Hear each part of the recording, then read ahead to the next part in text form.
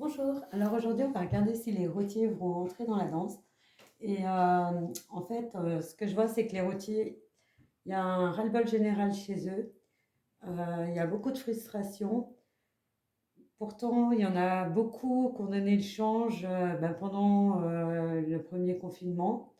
Ils ont carburé comme des malades. En plus, ils n'ont pas été récompensés à la hauteur de leurs actes, ou quand même ils se sont retrouvés dans des situations un peu ubuesques, limite à être, va pouvoir aller se laver correctement, pas pouvoir manger correctement, pas pouvoir faire ce qu'ils avaient à faire.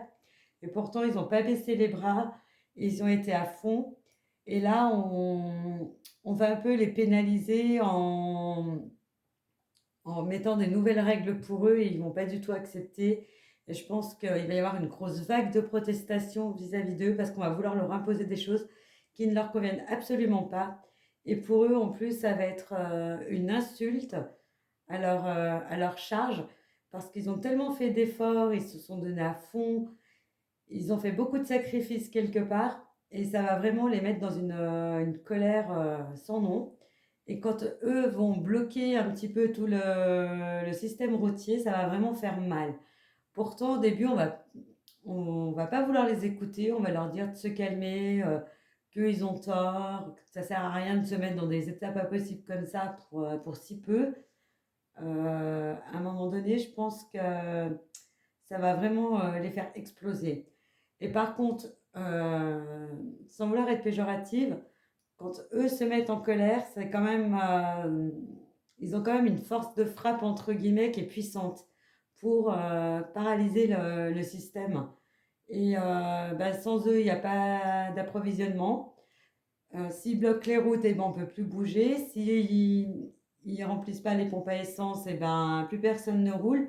Donc à un moment donné, c'est sympa de ne pas vouloir écouter leurs revendications. Par contre, c'est clair que derrière, on va le payer cher.